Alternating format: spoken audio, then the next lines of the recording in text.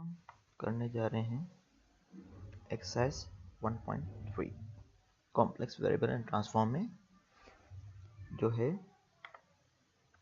Exercise 1.3।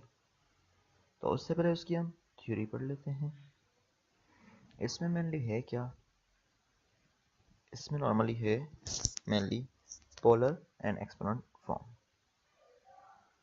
ठीक है, अब पोलर और एक्सपोनेंट फॉर्म क्या होता है ये आप रिकॉल करें, आपने किसी सब्जेक्ट में पढ़ा होगा।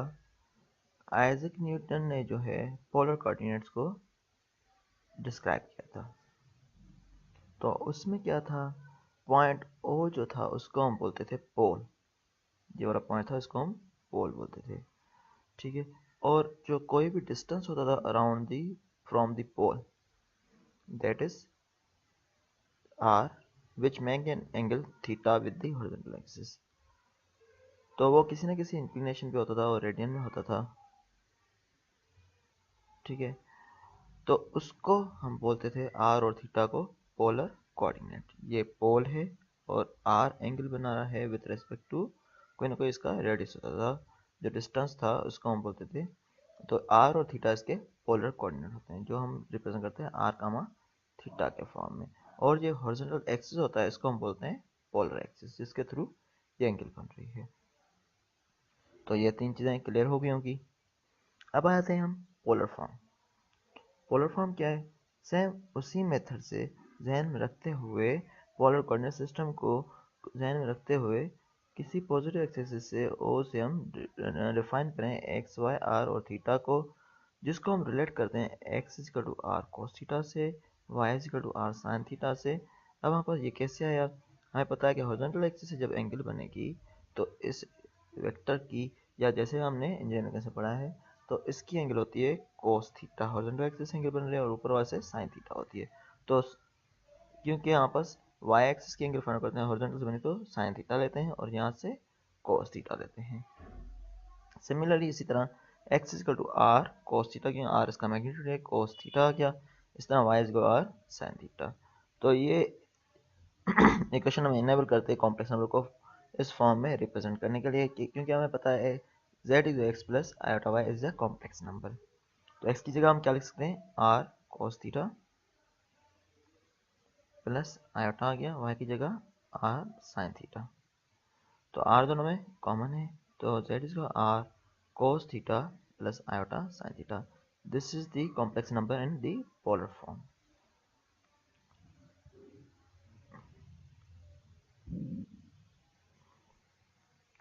तो हमें पता है पोलर नंबर को पोलर फॉर्म में रिप्रेजेंटेशन की जाती है कॉम्प्लेक्स नंबर की।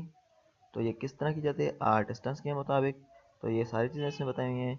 तो इसमें एंगल बताई हुई है, हम किस तरह लेते हैं, ये वाले एंगल जो हमने बताई थी, हमने बताया थीटा एंगल बनती है। तो ये कौन सी होती है, आर कोस थीटा और ये आर साइन थीटा। इस तरह हम इसमें एंगल बना लेते हैं। जो थीटा होती है इसमें, इसको हम बोलते हैं आर्ग्यूमेंट। ठीक है, और आर जो हम फाइंड आउट करते हैं वो होता है modulus of Z. Modulus of Z mean के under root x square plus Y square से हम फाइंड आउट कर सकते हैं। ठीक है, इस तरह थीटा क्या है, आर्ग्यूमेंट है ऑफ जेड, जो हमारे पास इक्वल होती है tan theta. Tan theta is equal y over x होती है नॉर्मली। ठीक है ना, और कॉम्प्लेक्स नंबर थीटा। ठीक है, तो वाई ओवर एक्स होती है नॉर्मली, तो हम लेते हैं थीटा जो tan inverse Y over x, ये रहा थीटा जो वाई ओवर एक्स। तो ये पीरियोडिक फॉर्म में होता है, तो ये डिपेंड कर रहा होता है पाई पे कितना है, थीटा कितना है उस पर डिपेंड कर रहा होता है। नॉर्मली इसकी एंगल जो हम लेते हैं टेन इनवर्स की माइनस पाई बाय 2 से पाई बाय 2 तक। ठीक है,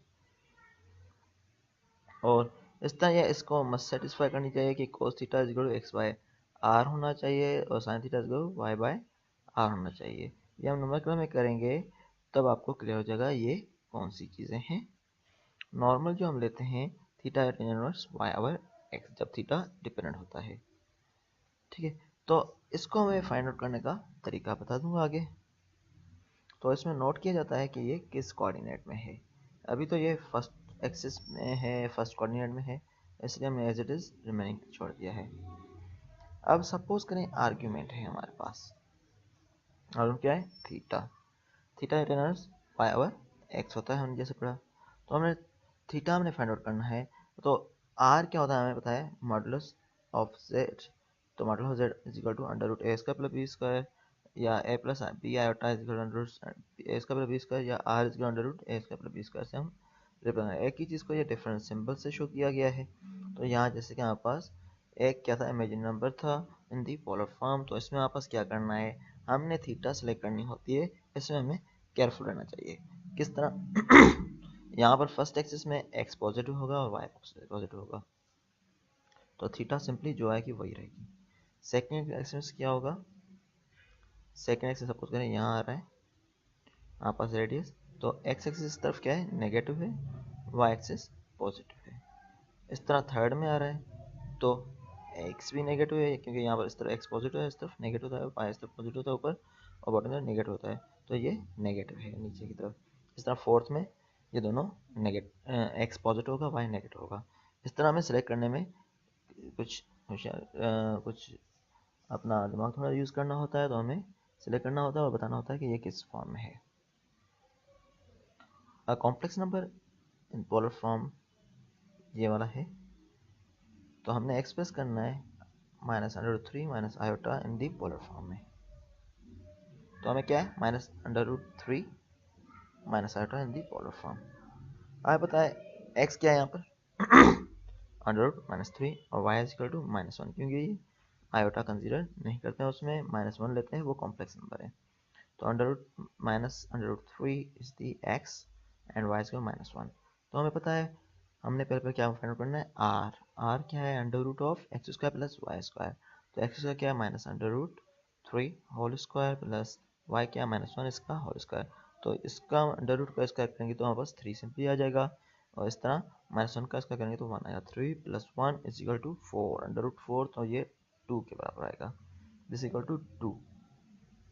और हमें पता है थीटा जो tangent inverse Y over x होता है, ठीक है। तो वाई क्या है यहाँ पर, वन माइनस वन है अपॉन में under root minus under root three.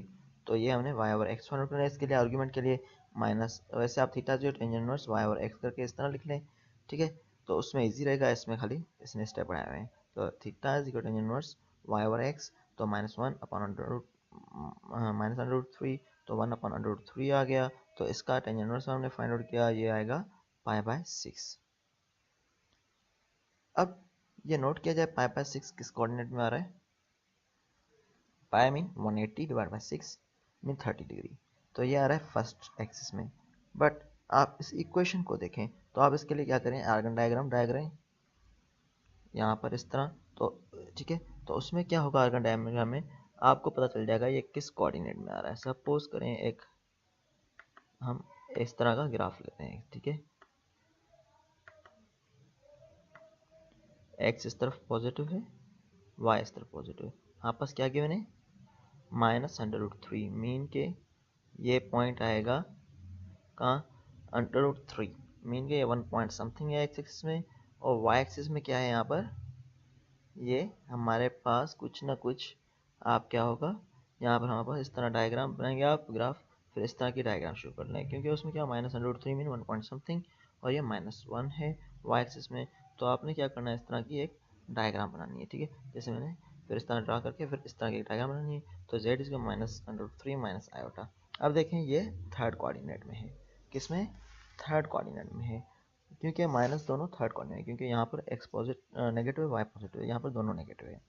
तो हमने क्या करना है, इसको सिलेक्ट करने के लिए हमें पता है कि हमें पाई बाय सिक्स आया है, तो पाई बाय सिक्स को हम प्लस पाई करें, पाई मीन 180, तो हमें क्या ये थर्ड कोऑर्डिनेट मिल जाएंगे, जी हाँ। तो इसलिए मैंने क्या किया, इसको pi by six plus pi, this is equal to 7 pi by six. Okay, ये कैसे आया, क्योंकि हमने एलसीएम ली, तो ये 6 pi plus pi 7 pi upon 6 हो जाएगा। तो इसके बाद हम क्या करना है, जेड इसको 2 कोस थीटा है sin pi by 6 plus iota sign sin pi by 6, इस तरह हम निकाल सकते हैं। होपफुली ये क्लियर हो गया होगा। तो यहाँ डिफरेंट टाइप के बताए हुए रेफरेंस एंगल के लिए आपके लिए कि एंगल हम किस तरह लेते हैं, लेकिन इससे भी वेरी हो सकता है। तो ये डिपेंड कर रहा है आपको एंगल क्या आ रही है, उस हिसाब से हमें करना है। अगर सपोज करें हमारे पास एंगल सिंपली ये आ रही है 30 या कोई भी आ रही है और फर्स्ट एक्सिस में कोऑर्डिनेट में दोनों, तो हम इस तरह ले लेंगे, ठीक, दोनों वैल्यू पॉजिटिव है। अगर एक्स नेगेटिव है, वाई पॉजिटिव है और हमारे पास एंगल किस में आ रही है, फर्स्ट कोऑर्डिनेट के मुताबिक मीन के 30, 40, 50 जो भी आ रही है, तो हम क्या करेंगे 180 माइनस टी कर लेंगे, जहाँ पर एंगल आई है जो 30 आई है उसको नेगेटिव कर लेंगे, तो हमें सेकंड कोऑर्डिनेट वैल्यू मिल जाएगी जिसमें एक्स पॉजिटिव हो, एक्स नेगेटिव होगा, वाई पॉजिटिव होगा, क्योंकि वाई देखें यहाँ पॉजिटिव है, यहाँ एक्स नेगेटिव है। इस तरह थर्ड कोऑर्डिनेट में अगर वैल्यू आ रही है हमारे पास, आंसर में तो 30 डिग्री आ रहा है सिंपली, अगर हमारे पास जब देख रहे हैं दोनों नेगेटिव हैं, एक्स नेगेटिव है, वाई नेगेटिव है, तब आप पहले 180 में ये दोनों ऐड कर लें, या अगर आपके पास ये 180 में दोनों ऐड कर लें या t माइनस पाई ले लें। तो मैं वैसे मैं करता हूँ 180 प्लस पाई करता हूँ, पाई प्लस एंगल कर लेता हूँ, तो उस हिसाब से आ जाता है, ठीक है। इस तरह फोर्थ क्वाड्रेंट का भी रेस्पेक्टिव गिवन है, इसकी डिटेल आप पढ़ लेना भले, ठीक है। तो अब आ जाते हैं principal argument. Principal argument usually actually express the set of values, but argument theta complex number that lies in the interval। अब प्रिंसिपल आर्ग्यूमेंट जो है वैल्यूज को रिप्रेजेंट करता है जो थीटा लाई करता है माइनस पाई से पाई के बीच में, माइनस पाई मीन माइनस 180 से 180 के तरफ, ठीक है। तो ये मतलब कि ये पूरा सर्किल में रिप्रेजेंट कर रहा होता है, जिसको हम बोलते हैं प्रिंसिपल आर्ग्यूमेंट, जिसको कोई ना कोई रिप्रेजेंटेशन होती है जिसको हम आर्ग जेड से रिप्रेजेंट किया जाता है। अब इसमें बताया हुआ है for example if z is equal to iota, z क्या है, आयोटा है इस फिगर में, यहाँ पर है मीन के एक्स का कोई कोऑर्डिनेट नहीं है, इसका वाई एक्सिस है, इसका कोऑर्डिनेट है जो है आयोटा। तो हमारे पास कुछ वैल्यूज आ रही हैं आयोटा की, हमारे पास क्या हैंगी, जब हम थीटा जो टेन इनवर्स वाई और एक्स करेंगे तो हमारे पास पाई बाय 2,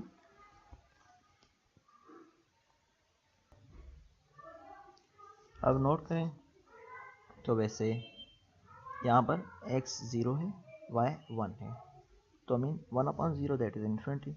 आप नोट करेंगे तो 90 डिग्री जो होता है of tan theta is equal to infinity होता है, तो mean this is equal to pi by 2।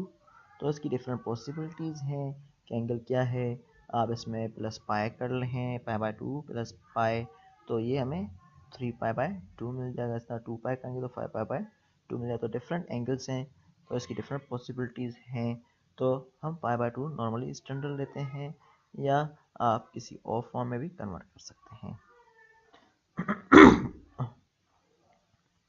ठीक है। तो अब हमारे पास क्या गिवन है, पाई बाय 2 गिवन है एंगल, ये वाला आ गया इसका। अब सिमिलरली अब हमने अगर फाइंड आउट करना है under root minus under root 3 minus iota का, तो ये किस तरह फाइंड आउट करेंगे, ये दूसरा एग्जाम्पल बताया हुआ है यहाँ पर, तो इसका भी लाया करना चाहिए इसके बीच में। तो under root minus under root 3 minus iota जो होता है ये इक्वल होता है पाई बाय 6 के। अब यहाँ पर क्या है, एक्स क्या है अंडर रूट 3 माइनस अंडर 3 और वाई क्या है -1, तो आप इसका टेंजेंट में फाइंड करेंगे तो ये पाई बाय 6 होता है, ठीक है, पाई बाय 6।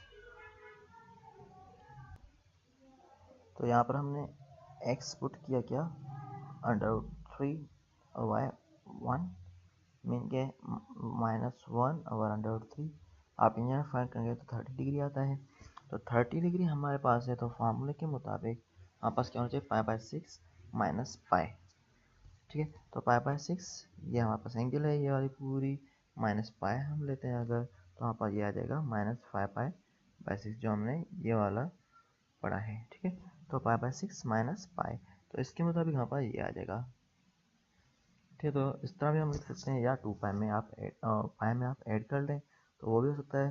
तो इस तरह हमने लिया हुआ है ये इस केस में, तो वहाँ पर इस तरह हमने इसको रिप्रेजेंट कर दिया, तो 2 कोस -5 by pi by 6 plus iota sign -5 pi by 6, ये इस तरह हमने एंगल फाइंड आउट कर ली, ये हमने इसको हमने रिप्रेजेंट कर दिया है। ये दो न्यूमेरिकल थे अलग अलग, तो इस हिसाब से हमने दूसरे को रिप्रेजेंट किया हुआ है, ठीक है। तो ये जनरल कुछ बताए हैं आर्गूमेंट किस तरह लेते हैं, जनरली हम रिलेट करते हैं argument of Z plus 2n पाई से हम रिप्रेजेंट करते हैं, जैसे मैंने बताया था। तो 2n पाई में n क्या है, 0 1 2, किस हिसाब से हम मार्क करते हैं उस हिसाब से हम वेरी करते हैं। तो आर्ग्यूमेंट ऑफ आई इस तरह आएगा, पाई बाय 2 प्लस 2n पाई। तो यहाँ n क्या है, 0 है या -1 है, तो हम आई का जब हम 0 पुट करेंगे तो ये 2n पाई मीन 2 0 हो जाएगा, ये पाई बाय 2 हमारे पास आर्ग्यूमेंट रह जाएगा। इस तरह अगर -1 पुट कर रहे हैं तो ये -2 पाई हो जाता है। तो -2 पाई से ये हमारे पास क्या हो जाएगा, ये माइनस करें पाई बाय 2 तो हमारे पास -3 पाई बाय 2 आ जाता है। इस तरह कुछ एग्जाम्पल हैं या एक्स्ट्रा जो न्यूमेरिकल है आप लोगों ने सॉल्व करने हैं। इसमें से मैं कुछ सॉल्व कर लेता हूँ। ये प्रॉब्लम 1 to 10 है, तो इसमें क्या हमने फाइंड आउट करना है। In problem 1 to 10 write the given complex number in polar form first using an argument theta is not equal to argument of z and then using argument z theta is equal to argument z। तो हमें बताना है दो form में, जब हम बस theta is not equal to argument of z और दूसरा थीटा आर्गुमेंट ऑफ जेड है। तो मैं डायरेक्टली स्टार्ट करता हूँ फिफ्थ से, 1 2 3 4 ये बेसिक है, फिफ्थ से ये भी बेसिक है वैसे, पर आपको यहाँ से स्टार्ट कर लेता हूँ, 2 फॉर्म है। ठीक है, तो उसमें क्या है यहाँ पास, अभी यहाँ पर रियल नंबर गिवन है, कॉम्प्लेक्स नंबर नहीं है। इसमें कॉम्प्लेक्स नंबर गिवन है, रियल नहीं है, तो इसमें दोनों गिवन है।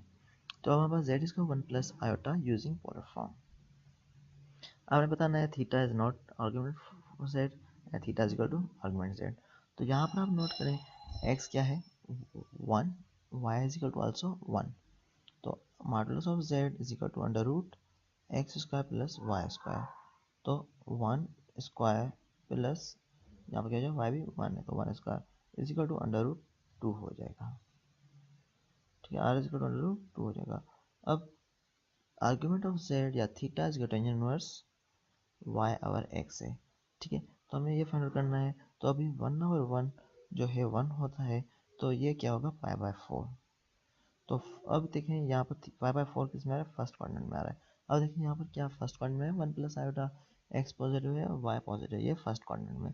ऐसे theta inverse pi by 4 way first quadrant में है, सही है। ठीक है, अब दूसरी पॉसिबिलिटी अब हमारे पास 1 फर्स्ट क्वाड्रेंट कब आएगी, जब हम इसको 2n पाई से ऐड करें, n की वैल्यू 1 लें, n की वैल्यू 1 लें, पाई बाय 4 प्लस 2n पाई। तो n की वैल्यू 1 लेंगे तो ये क्या हो जाएगा, तो 2 पाई, क्योंकि हमने ये फार्मूला पढ़ा है, पाई बाय 2 प्लस 2n पाई। तो जो एंगल गिवन होगी, अभी यहाँ पर पाई बाय 4 गिवन है प्लस 2n पाई, तो 1 में हमने ली है 2 पाई आ गया, तो इज इक्वल टू 9/4 पाई। ठीक, क्योंकि इसका एलसीएम लेंगे तो 9/4 पाई आ जाएगा। अब हमारे पास थीटा जैसे यहाँ पास माइनस पाई से पाई के बीच में होना चाहिए, तब ये आर्गुमेंट जेड पे डिपेंड कर रहा है। अगर थीटा इसके बराबर नहीं ले तब ये आर्गुमेंट जेड पे नहीं कर रहा। तो अब हमारे पास आर्गुमेंट पोलर फॉर्म का फार्मूला है z is equal to are cos theta plus iota sine theta. ठीक है, तो इसमें हमारे पास अभी हम इनिशियल दिखा रहे हैं जब थीटा आर्गुमेंट जेड पे नहीं डिपेंड कर रहा, मीन के माइनस पाई और पाई के बीच में नहीं है, उससे चेंज है थोड़ा।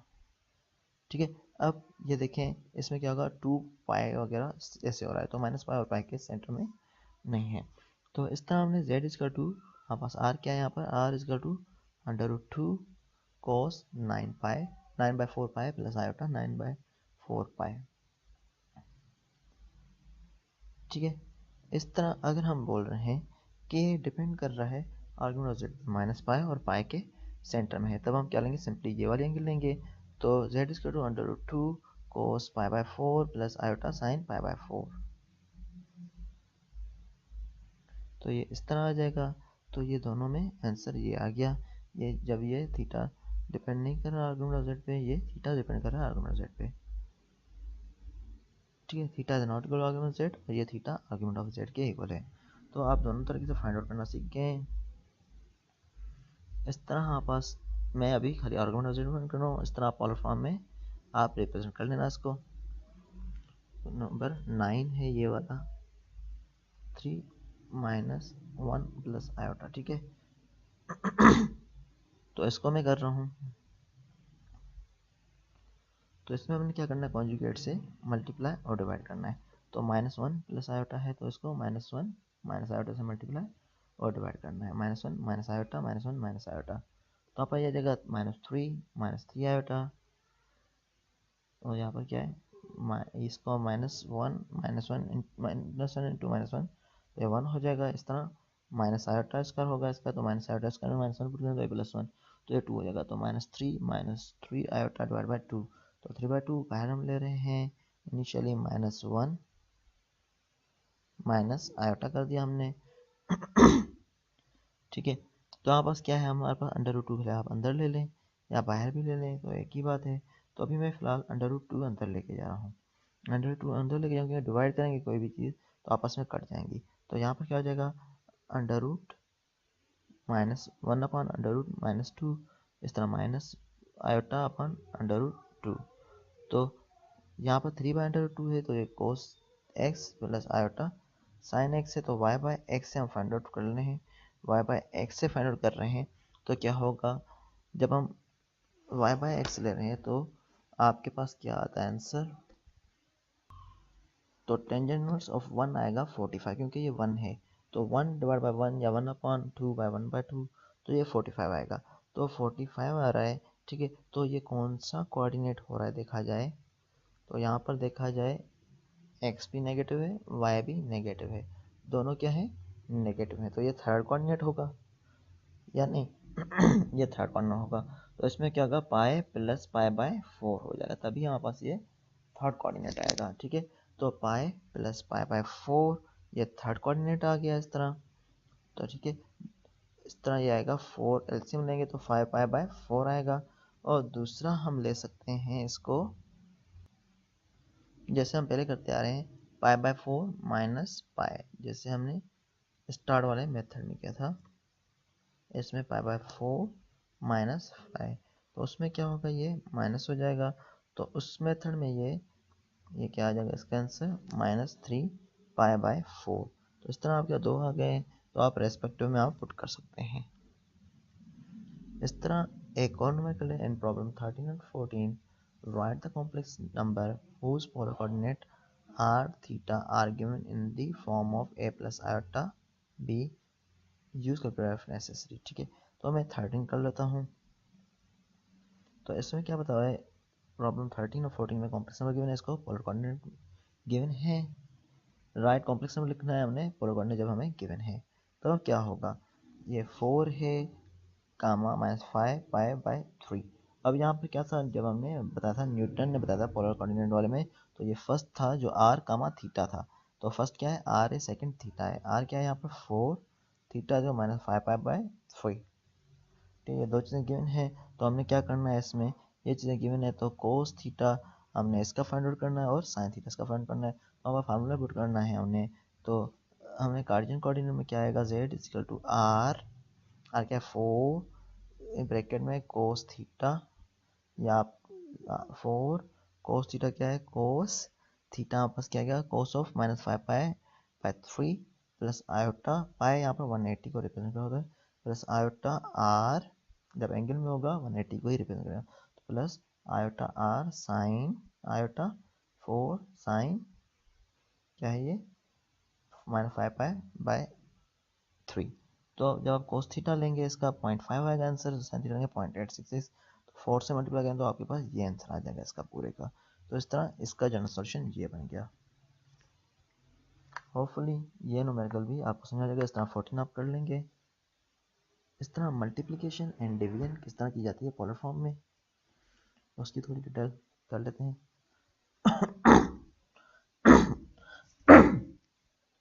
The polar form of a complex number is especially convenient when multiplying or dividing two complex number।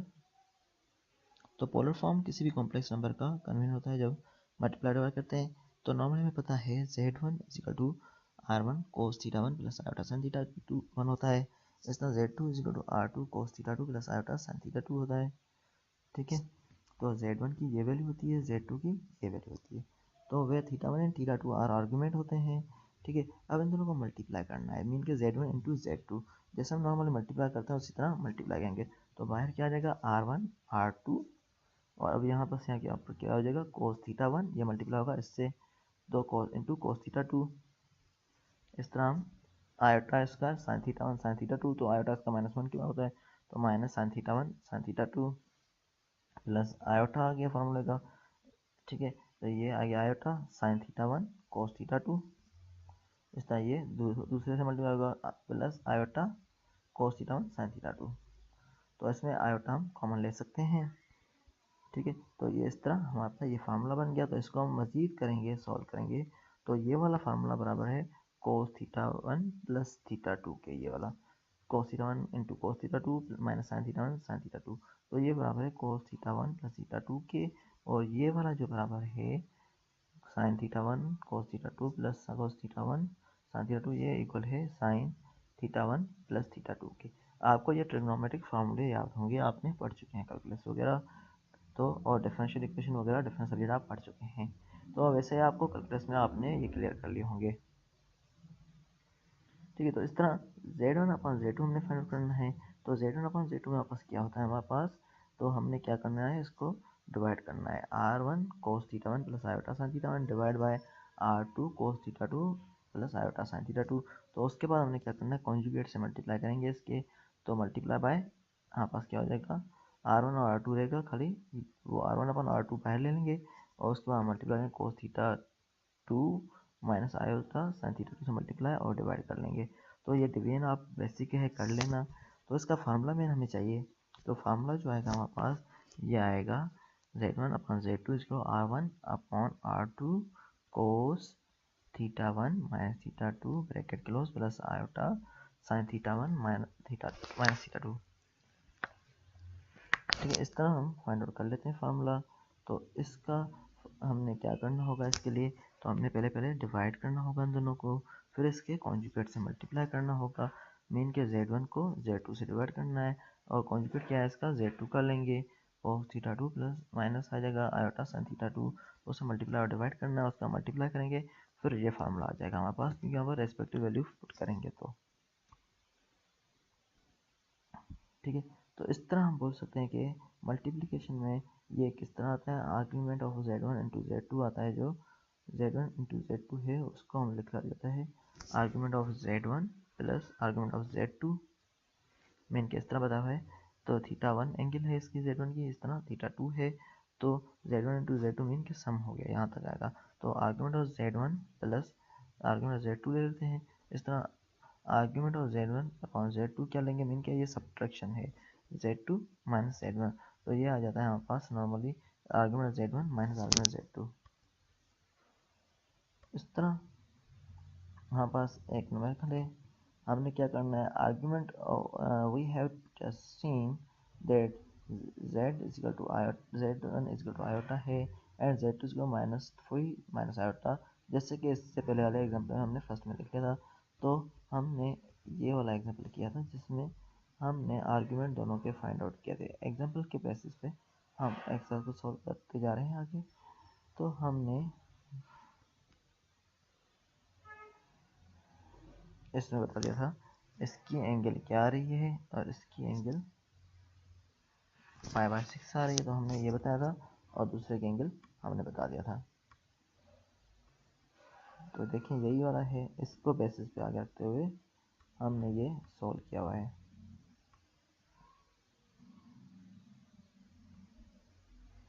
तो हमने देखा z जब आयोटा होता है z2 minus under root 3 minus iota होता है, तो आर्ग्यूमेंट ऑफ Z1 क्या है, π/2 है, तो ये आयोटा वाला है, आर्ग्यूमेंट Z1 π/2 आया था हमारे पास।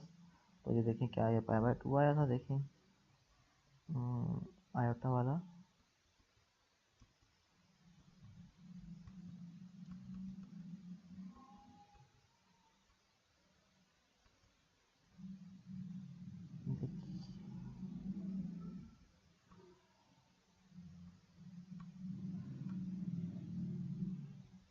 देखिए आर्ग्यूमेंट ऑफ आयोटा π/2 आया था। ठीक है, ये हमने इसको रिप्रेजेंट किया हुआ है इस तरह, आर्ग्यूमेंट ऑफ 1 + 3 या √3 माइनस आयोटा का हमने रिप्रेजेंट किया हुआ है। ठीक है, उसके बेसिस पे हमने ये आगे किया हुआ है न्यूमेरिकल। तो हमने ये निकाला था, बताया था कि π/2 आया, और उसका दूसरे का -5π/6 आया था। तो argument of product and question हमने फाइंड आउट करनी है। तो हमने पता है प्रोडक्ट में क्या होता है हमारे पास, ये iota multiply minus √3 minus iota हो जाएगा, मल्टीप्लाई करेंगे तो पास क्या आ जाएगा, ये आयोटा स्क्वायर मीन के माइनस, यहाँ पर माइनस √3 आयोटा आ जाएगा और माइनस आयोटा स्क्वायर मीन के माइनस आयोटा स्क्वायर, तो आयोटा स्क्वायर वैल्यू पुट करेंगे -1 होता है तो माइनस माइनस 1 इंटू, तो ये +1 हो जाता है 1 माइनस √3 आयोटा, यह आ जाएगा प्रोडक्ट का। इस तरह डिवीजन में क्या आएगा, Z1/Z2, तो minus iota divide by minus √3 minus iota.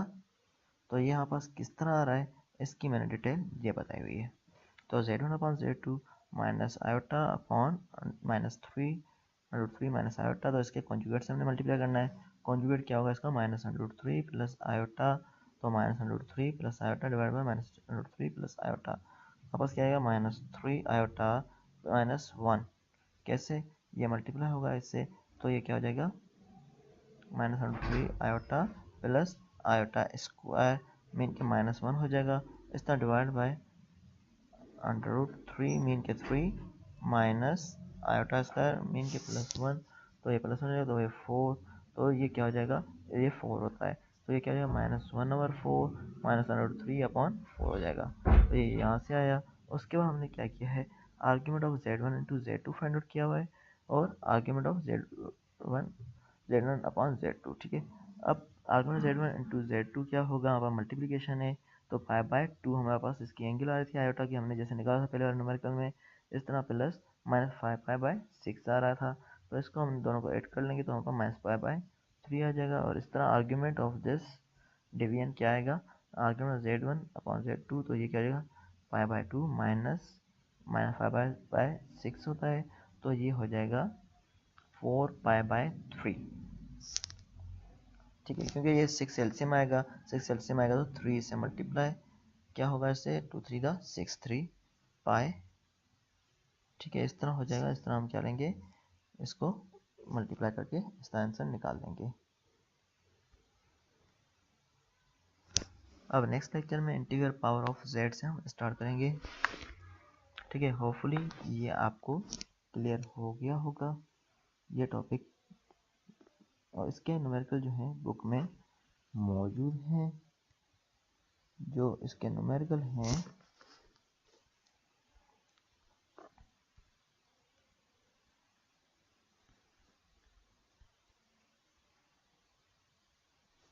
तो ये इसका एग्जाम्पल ये बुक में सॉल्व था, तो अभी हमने किया।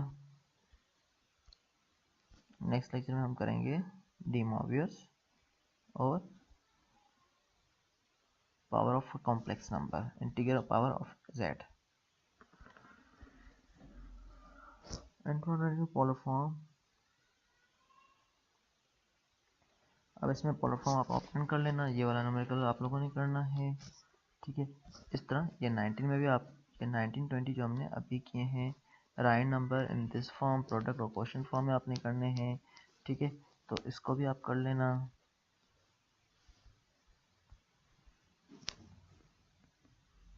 तो इसको एक पोलर फॉर्म में लिखना है 15 16 17 18 में, तो आप ये वाले न्यूमेरिकल कुछ कर लेना, ये आपको होमवर्क है। अगर कोई डिफ़िकल्टी हो तो आप पूछ सकते हैं, लेकिन ये कोर्स का पोर्शन है, आपको करना पड़ेगा, लाजमी बात है, ठीक है। फिर नेक्स्ट लेक्चर हम इंडिकेटेड पावर वगैरह ये चीज़ें सॉल्व करेंगे, इसके कुछ न्यूमेरिकल भी कर लेंगे।